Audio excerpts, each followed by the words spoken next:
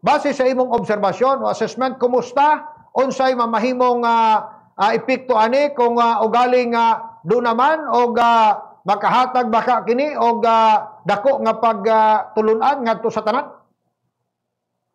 Ang atong paglantaw niya na, no, Bombo Kuya Ray, sa pipila ka mga kahigayunan na diin gipadangat sa atong mga kaigsuunang Pilipinhon, ang kadismaya, ang kasubo, kaulit, o kaligot-got sa korupsyon. Nakita nato sa pipila ka mga kahigayunan na nga dili og layo kayo nga makahatag og dako nga impact, no. Kay sayran nato Bombo Kuya Ray, ang EDSA 1 nga nahitabo niya atong 1986 ani hatag man pagparalisa sa atong kinatibuk-an nga ekonomiya o enterprise sa Metro Manila. Giparalyze ang airport, giparalyze ang transportation. Ang tanang tao nagtapok sa EDSA nga diin walay naka-move, walay nakalihok, walay nakadagan nga mga sakyanan. O sa ikaduha usab gahigayon nga adunay EDSA 2 nga nahitabo, mao gihapon usab, no, adunay factor sa pagparalyze sa transportation. Apil ni ana ang sa pangdagat, sa kining niyang sa mga eroplano, no, nato ug ang land transportation nato. So sa duha ka mga EDSA rally nga nahitabo niadtong 2001 ug sa 1986, nakitaan nato nga adunay total paralysis nga gihimo sa mga nag-rally. Pero kining niya karon nga gihimo nga kalihukan, wala kini makahatag og pagparalisa. In fact, Domingo man gali ga-i-held nga diin, nagpakita lamang nga dili gusto nila nga naapay uban nga trabaho nga madisturbo. Pero kung kini siguro pagabuhaton nila sa Lunes, Martes, Miyerkules o Huwebes, Biyernes nga diin adunay office hours ug dunay transaction sa atong nagkalain-lain nga mga business enterprise, kita nagatuog nagalantaw nga dako kini gikahatag nga epekto. Pero nakitaan nato sa pipila ka mga kahigayunan na kailang gihimo kini nga rally nga murag wala gayud say kaayoy kusog nga impact nga diin makahatag gayud kabaguhan sa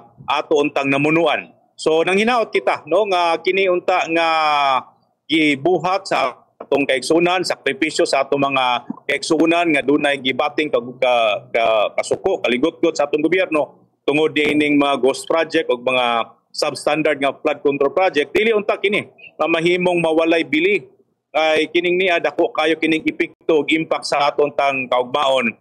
Maayong kaugmaon sa nasod, Bombo Kuya Ray. Nagpasabot ba ni Profesor nga karong mga panahon na daw doon na kausaban ang mga paglantaw, panghuna-huna sa mga katawhang Pilipinhon, labi pa kung higusgan nato ang panawagan alang sa kabaguhan, sanglit as you have mentioned earlier, wa kayo makahatag, no, o epekto labi pa pagparalisa, no, sa natad sa atong transportasyon ang maong kalihukan, taliwala nga libuan nga mga kaigsuuna nato, apil pang mga politiko, baga artista, ang misalmot ani niya?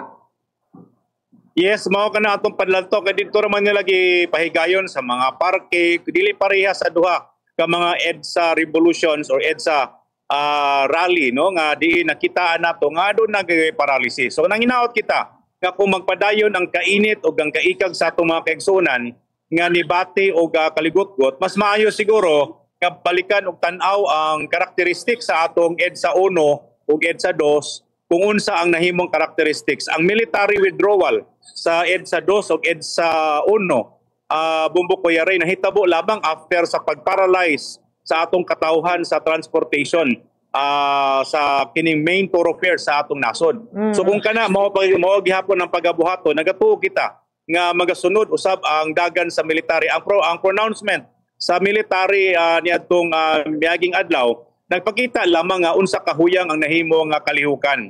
O siguro kung atong sundan ang detalye sa EDSA 1 ug EDSA 2, siguro makitaan nato nga kini nga mga kalihukan kung masundan lamang isip usa ka blueprint, dunay dako nga posibilidad nga ang atong mga naa sa Armed Forces of the Philippines magadapig ngadto sa katawhan ug posible nga adunay mamahimong withdrawal of support sama sa nahitabo sa EDSA 1 ug EDSA 2 nga diin ang withdrawal of support sa atong military and armed forces nahitabo lamang after sa pagparalyze sa atong mga katawhang Pilipinhon nga miduyog ni adtong 1986 EDSA Revolution o sa 2001 EDSA II nga Revolution sab.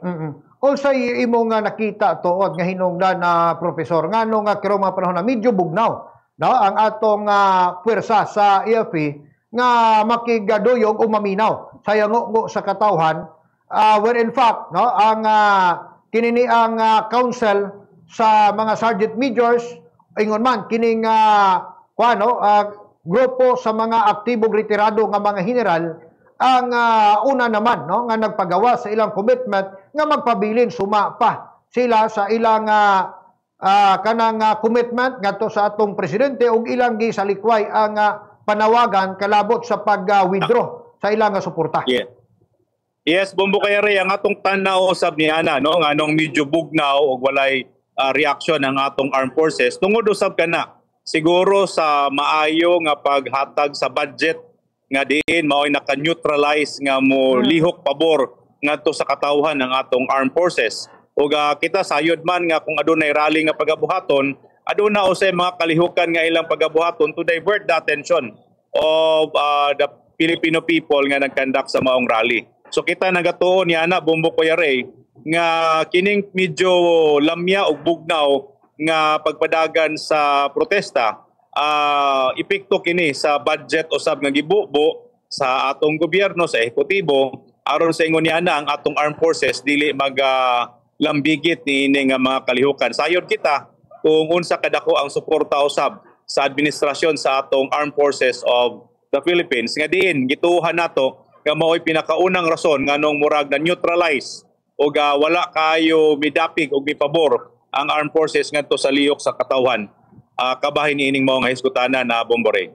Sa kinatibuk-an, Professor, doon na ba'y mamahimong dakong epekto kini nga maong trilyon na piso march aron nga mulihok o sakto ang atong gobyerno batok sa problema sa korupsyon?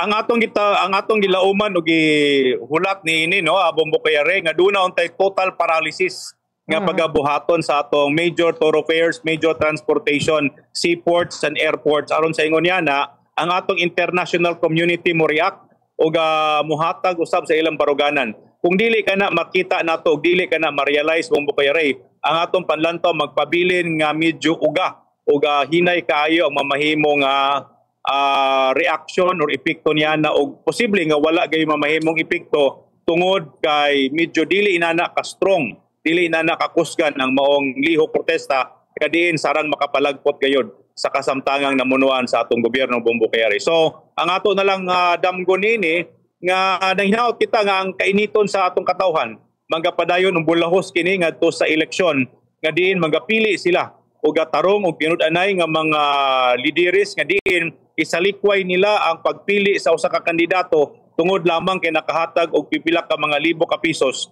o gapilion nila ang dunay kaligdong, dunay katakos sa pagpadagan sa gobyerno aron sa ingon yana ma-improve nato ang atong kinabuhi, ang atong kahimtang labi na sa nasod nga Pilipinohon Bombo Kayari. I see. So with that note, daghang salamat sa paghatag nimo og laing higayon nga amo ka makaubad karong buntaga dinhi sa Bombo Radio, Professor Jerry Canel, sir. Daghang salamat sa kahigayunan Bombo Kayari, maayong buntag kanatong tanan.